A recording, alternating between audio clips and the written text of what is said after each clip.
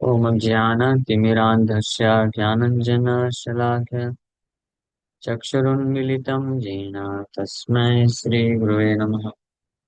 नमः विष्णुपादाय कृष्णपृष्ठाय भूतले श्रीमते भक्तिवेदान्तस्वामिन्निधि नामिने।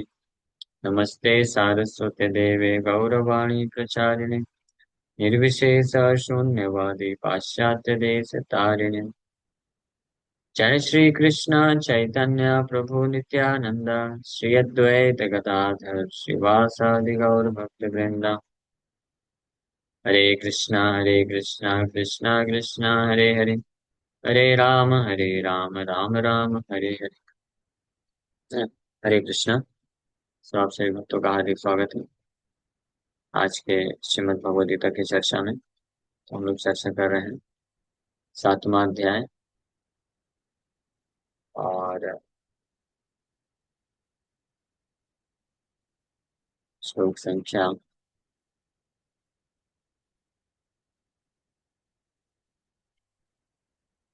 30 नंबर श्लोक पे कल चर्चा प्रारंभ किए थे। ये इस अध्याय का आखिरी श्लोक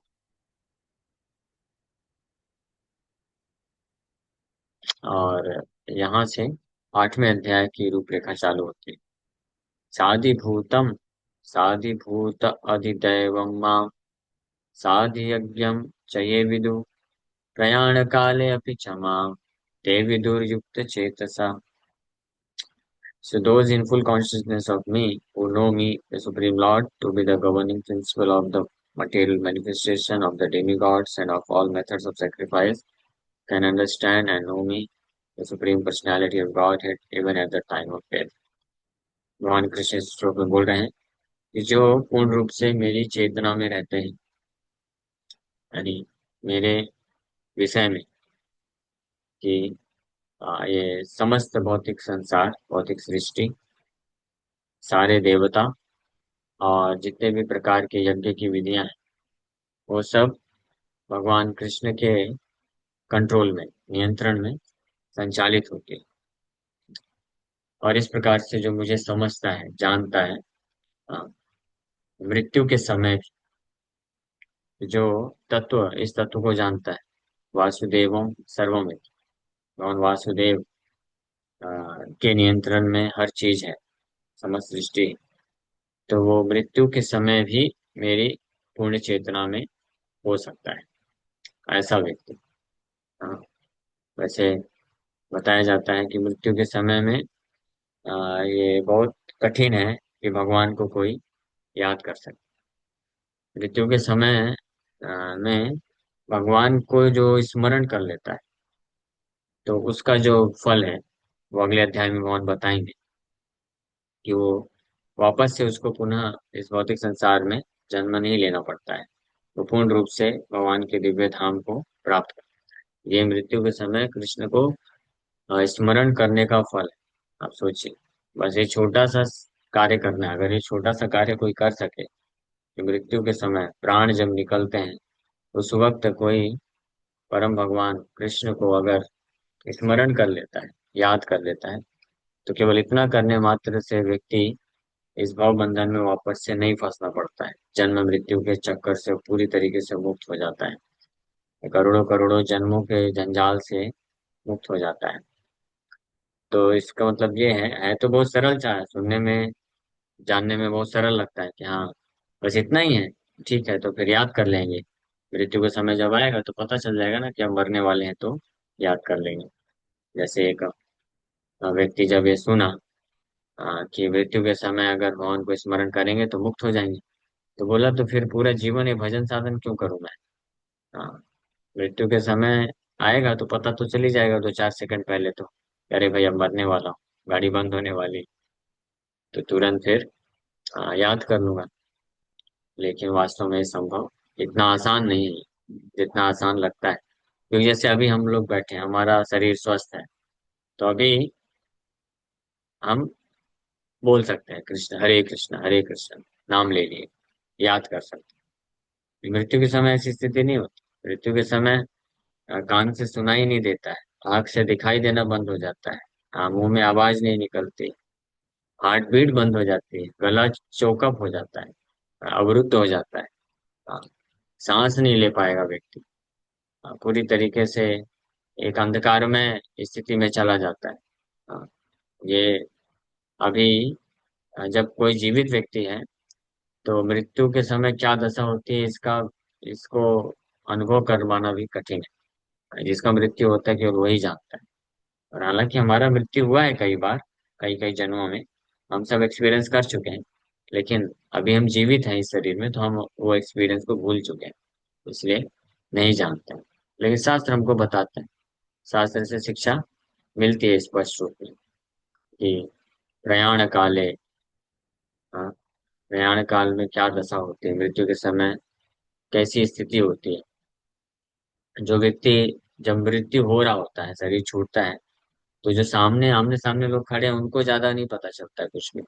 वो बस ये देखते हैं कि हाँ बस अब ये आखिरी सांस लेने वाला है, तो उसको नॉर्मल ही लगता है। लेकिन जिसका मृत्यु होता है उसको पता होता है कि क्या उसके ऊपर बीत रही है। तो गरुड़ पुराण में ये बताया गया है कि 10,000 बिच्छू के काटने के बराबर जो कष्ट होता है वो सहन करना पड़ता है व्यक्ति को। आप सोचिए, अगर थोड़ा सा कष्ट हो जाता है तो सारा भगवान का स्मरण निकल जाता है, नहीं कर पाते हैं। पूरा चेतना उधर चला जाता है। जैसे आप सब लोग माला जप करते हैं, आप में से कई भक्त लोग, ज्यादातर भक्त लोग 16 माला जप करते हैं।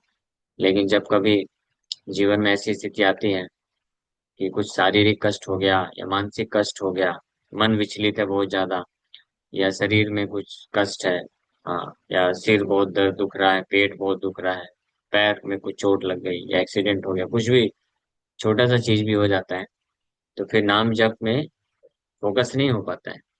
नाम जप करते हैं लेकिन हमेशा वही चलता रहता है कि क्या हुआ क्या हुआ, टेंशन बना रहता है। हाँ, अब सोचिए मृत्यु के समय अगर 10,000 बिच्छू का काटने के बराबर अगर कष्ट मिल रहा है की स्थिति होती है, तो उस वक्त भला कैसे कैसे कोई इतनी आसानी से भगवान का नाम स्मरण कर पाएगा। ये संभव नहीं हो पाता है। तो इसलिए एक ये विज्ञान है। हाँ, to remember Krishna at the time of death is also a science. भगवान कृष्ण का स्मरण कोई अंतिम समय में, प्रयाण काल के समय में कर सके, ये एक बहुत बड़ा विज्ञान है, साइंस है। इस विज्ञान को जो जानता है वही कर सकता है। हाँ, तो वो विज्ञान क्या है, वो इस श्लोक में भगवान वर्णन कर रहे हैं। क्या है, those in full consciousness of me, जो पूर्ण रूप से कृष्ण भावना भावित, ये है साइंस। केवल वही, प्रयाण काले अपि, प्रयाण काले अपि, भगवान ये शब्द बहुत महत्वपूर्ण है। प्रयाण काले अपि यानी मृत्यु के समय भी भगवान बोल रहे हैं, ये शब्द यूज कर रहे हैं। तो ये जब वार्तालाप में ये यूज किया जाता है कि इस कंडीशन में भी, इसका मतलब वो बहुत कठिन है, इतना आसान नहीं। तो भगवान बोल रहे हैं कि मृत्यु के समय भी कोई व्यक्ति मेरा स्मरण कर लेगा अगर वो पूर्ण रूप से कृष्ण भाव में भावित है। If he is full in full consciousness of, if he has full consciousness of, अगर पूर्ण रूप से कृष्ण कॉन्शियस, कृष्ण भावना भावित है। पूर्ण रूप से कृष्ण भावना भावित करते क्या होता है, इसका अर्थ होता है no more material attachment, no more material consciousness. रंच मात्र भी भौतिक चेतना फिर नहीं रहती, रह जाती। भौतिक आसक्ति से पूर्ण रूप से जो मुक्त हो जाता है उसको बोलते हैं पूर्ण रूप से कृष्ण भावना भावित। और इसका अर्थ क्या होता है कि वो हर परिस्थिति में, ये भगवान बता रहे हैं यहाँ पे ये चीज। ये जो पहला दो लाइन है, साधि भूत अधिदैवम माम, साधि भूतादिदैवम माम, साधि यज्ञम च ये विदु, ये दो है। साधिभूत, साधिभूत मतलब जितने भी इस भौतिक संसार में जो भी है, जितनी भी घटनाएं होती हैं, जितनी भी सृष्टि होती है, जितने भी चीजें चलती हैं, कार्यान्वित हैं, सब को जानता है कि मेरे द्वारा होती है। कृष्ण के कृष्ण इज इन कंट्रोल, कौन कृष्ण के कंट्रोल में। इसको बोलते हैं साधि आदिभूत माम, अधिदैव माम। हाँ, जितने भी देवतागण हैं वो उनके नियंत्रण में कार्य करते हैं, स्वतंत्र नहीं। इसलिए स्वतंत्र देवताओं को समझना भी एक जो है महान अपराध बताया गया है शास्त्र में। तो अधिदैवम माम साधि यज्ञम, यज्ञ मीन्स सेक्रीफाइस, जो भी सेक्रीफाइस करता है व्यक्ति, चाहे वैदिक सेक्रीफाइस है, वैदिक सेक्रीफाइस जो वर्णन है धर्म युक्त सेक्रीफाइस, यज्ञम, यज्ञम का अर्थ केवल ये नहीं है कि कुंड बना करके उसमें घी का आहुति दे रहा है, स्वाहा स्वाहा कर रहा है, उसको बस यज्ञ नहीं बोलता है। यज्ञो वही विष्णु, और यज्ञ कर्म समाचरा, यज्ञ मीन्स कर्म, एंड कर्म मीन्स विच इज प्रिस्क्राइब्ड इन वैदिक लिटरेचर। तो जो भी वैदिक शास्त्र के अनुसार व्यक्ति कुछ कर्म करता है, कार्य करता है, जिसमें कुछ ना कुछ सेक्रीफाइस है, सेक्रीफाइस ऑफ हिज टाइम, उसका समय लगता है, उसका शक्ति लगता है, बुद्धि लगता है, उसके रिसोर्सेज जो वो इस्तेमाल करता है कुछ भी करने के लिए। जैसे कोई दान करता है, कोई जो है कोई पूजा करता है, कोई तपस्या करता है, कोई जप करता है, कोई वेद अध्ययन करता है, कोई अपने अपने वर्ण और आश्रम में स्थित होकर के, ब्रह्मचारी गृहस्थ वानप्रस्थ सन्यास, ब्राह्मण क्षत्रिय वैश्य शूद्र, तो ये वर्ण और आश्रम में स्थित होकर के अपने अपने कर्तव्यों को पालन करता है, ये सब यज्ञ में आता है। हाँ, और यज्ञ का अर्थ होता है भगवान विष्णु की प्रसन्नता के लिए किया गया कार्य। तो ये रियल मीनिंग ऑफ यज्ञ इज दिस। बट अगर कोई भौतिक तरीके से भी कार्य करता है, भगवान विष्णु के लिए नहीं करता, लेकिन कहीं ना कहीं हर व्यक्ति को विष्णु को सेक्रीफाइस करना ही पड़ता है। हमको कहीं ना कहीं समय देना पड़ेगा, अपना जो एनर्जी इस्तेमाल करना पड़ेगा, और कहीं ना कहीं हमको अपने रिसोर्सेस, धन संपत्ति है, शारीरिक बल है, बुद्धि है, वो तो लगाना पड़ेगा। तो वो भी एक सेक्रीफाइस, सेक्रीफाइस यज्ञ, हाँ, यह सेक्रीफाइस को बोलते हैं बलिदानी का, यानी हम अपना कुछ देते हैं। हाँ, तो अ, भगवान जो ये जानता है स्पष्ट रूप से कि ये जितने भी यज्ञ हैं, यानी जितना भी सेक्रीफाइस है, जितना भी हम हमारे से जा रहा है, निछोवर हो रहा है, वो उसके जो मेन बेनिफिशियरी, जो मेन उसके जो कंट्रोलर है, जिनको मिलना चाहिए, वो है परम भगवान कृष्ण। तो ये जो जानता है, इसको भगवान 5वें अध्याय में भी स्पष्ट रूप में बोले, सर्वलोक महेश्वरम सुहृदम सर्वभूतानां यात्वा माम शांति मृच्छति। मन अशांत कब तक रहेगा, कब तक ये कंफ्यूजन आता रहेगा कि मैं क्या करूं क्या ना करूं, किस गली जाऊं किस गली नहीं जाऊं, ये अशांति मन में कब तक रहेगी, जब तक व्यक्ति ये नहीं जानता है कि भगवान जो है भोक्ताराम यज्ञ तपसाम, जितने भी प्रकार के हमारे द्वारा किया गया कार्य है, जितने भी प्रकार के हमारे द्वारा जो वस्तु है, स्किल है, बुद्धि है, समय है, ये सब के भोक्ता, इंजॉय, यानी फल किसको मिलना चाहिए, भगवान को मिलना चाहिए, जब तक व्यक्ति ये नहीं जानता है। ये पहला चीज। दूसरा, कि भगवान सर्वलोक महेश्वर है, सारे जितने भी लोग हैं उसके सुप्रीम कंट्रोलर है, ऑनर है, प्रोप्रिएटर, मालिक है। और तीसरा, कि भगवान सबके शुभ चिंतक है। ये तीन चीज जो नहीं जानता है वो शांति को प्राप्त नहीं कर सकता है। ये तीन चीज को जो जानता है वो परम शांति को प्राप्त करता है। तो इसको बोलते हैं साधि यज्ञम, अ, साधि यज्ञम चाहिए विदु। ये तीन चीजें, साधिभूत, अधिभूत, अधिदैव, अधियज्ञम, माँ चाहिए विदु। हाँ, अधिभूत, अधिदैव, अधिदैव, दैव मीन्स देवतागण, भूत मीन्स जितने भी भौतिक जगत में व्याप्त चीजें हैं, घटनाएं हैं, कॉस्मिक मैनिफेस्टेशन, हाँ, उसका भूत बोलते हैं। अधिभूता, अधिभूता मीन्स जिसके अध्यक्षता में करता है कार्य। अधिदैव, जिनके अध्यक्षता में सारे देवता लोग कार्य करते हैं, कंट्रोल्ड है, गवर्न जो करता है। और अधियज्ञम, जिनके लिए सारे यज्ञ हैं, for whom all the sacrifices are meant, जिनके लिए सारे यज्ञ होने चाहिए। यज्ञ मतलब कर्म, कर्तव्य, कार्य, या sacrifice, sacrifice of time, sacrifice of energy, sacrifice of intelligence, sacrifice of skill, sacrifice of resources, हाँ, यहाँ तक कि जो सेंस एंजॉयमेंट की टेंडेंसी है, वो भी अगर कृष्ण के लिए किया जाता है, तो that also becomes a sacrifice, यज्ञ। भगवान बोलते हैं, धर्म अवरुद्धो कामोऽस्मि भरतर्षभा, that lust, that sex life also, which is not against religious principle, that is also sacrifice, वो भी यज्ञ बन जाता है। तो जो इस बात को जानता है कि हर चीज, हर वस्तु, हर प्रकार का कार्य, हर प्रकार का जो रिसोर्सेज है, हर प्रकार के स्थान, परिस्थिति, ये जो है कृष्ण के लिए, उनके लिए, मेरे लिए नहीं। जो इस बात को जानता है, भगवान बोल रहे हैं, प्रयाण काले अपि, वो मृत्यु के समय भी मुझे स्मरण कर पाएगा। और मृत्यु के समय स्मरण कर लेगा तो फिर back home, back to God, भगवान के धाम को प्राप्त करेगा, भौतिक संसार में नहीं आएगा फिर। लेकिन ये विज्ञान यहाँ पे भगवान बता रहे हैं इस श्लोक में, ये 7वें अध्याय का आखिरी श्लोक है। यहाँ पे वो साइंस बता रहे हैं, जिसके द्वारा व्यक्ति प्रयाण काले अपनी, मृत्यु के समय भी, अभी मतलब भी यानी कठिन है, आसान नहीं, इसलिए भगवान बोल रहे हैं प्रयाण काले अपनी।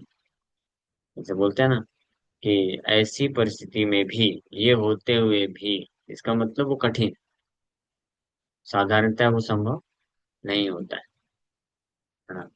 जैसे गीता में बताया गया है कि भगवान बोलते हैं, शूद्र होते हुए भी वो परम सिद्धि को प्राप्त कर लेगा, और मेरा आश्चर्य है। इसका मतलब साधारण तरीके से शूद्र जो है परम सिद्धि नहीं प्राप्त कर सकता है। वैदिक मंत्र उच्चारण, तपस्या, ज्ञान मार्ग के द्वारा पॉसिबल नहीं, केवल एक ही मार्ग है, भगवान का आश्रय लेने से।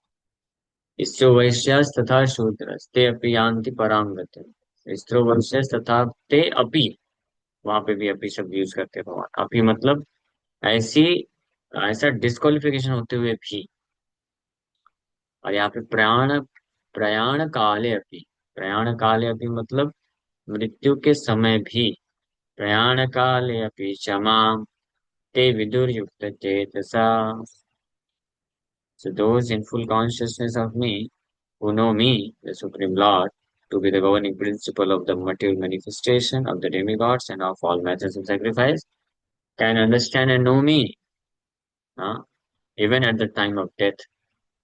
मृत्यु के समय भी वो मुझे समझ सकते हैं, जान सकते हैं कि मैं परम भगवान हूँ। हाँ, अगर जो पूर्ण रूप से मेरे कृष्ण भावना भावित है तो, ये कंडीशन। इसीलिए जो सीरियस भक्त होते हैं, जो इसी जीवन में परफेक्शन हासिल करना चाहते हैं, तो अपने जीवन का लक्ष्य क्या बनाते हैं? To become fully Krishna conscious, पूर्ण रूप से कृष्ण भावना भावित होने का जो है वो डिसीजन ले लेते हैं।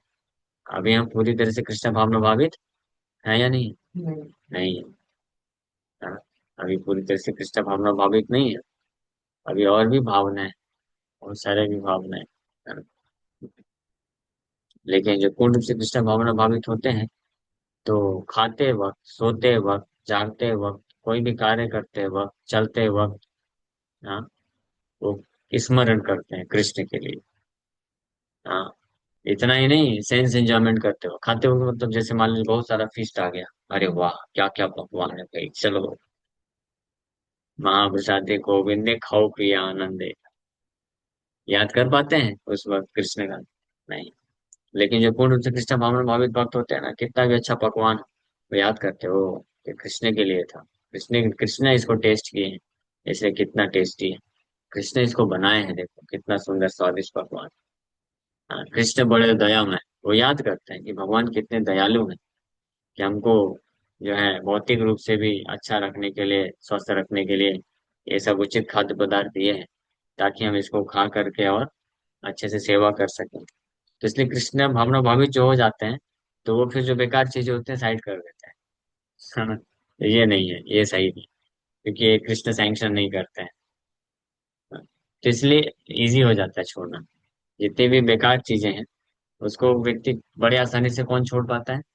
जो ये जान जाता है, कृष्ण भावना भावित हो गया है, तो जान जाता है कि ये सही नहीं है, ये सैंक्शन नहीं है, भगवान कृष्ण इसको सैंक्शन नहीं करते हैं, तो इसको नहीं लेना है। हाँ, ये उचित नहीं।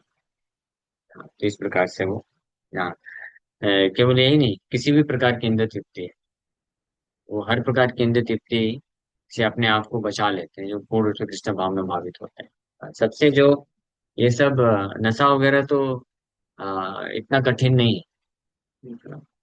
शुरू में जो भक्ति में नहीं रहते उनके लिए कठिन लग सकता है, नहीं जो भक्ति में थोड़ा भी सीरियस हो जाता है ना, तो 2 4 6 महीने में ही जितना भी प्रकार का नशा हो सब छूट जाता है। खराब चीजें, बस सीरियस हो जाना चाहिए, साधु संग में आकर के अच्छे से श्रवण करे कोई, तो सब अपने आप निकल जाता है। अगर कोई पूर्ण रूप से कृष्ण भावना भावित होता है ना, तो वो इस स्तर तक जो है कृष्ण भावना भावित हो जाता है, यहाँ तक कि जो सेक्स प्लेजर है, जो कि सबसे डिफिकल्ट है छोड़ पाना, ऐसा भक्त है, उसको भी छोड़ देता है। मीन्स अगर वो सेक्स भी करता है तो ओनली फॉर प्रोड्यूसिंग चिल्ड्रन।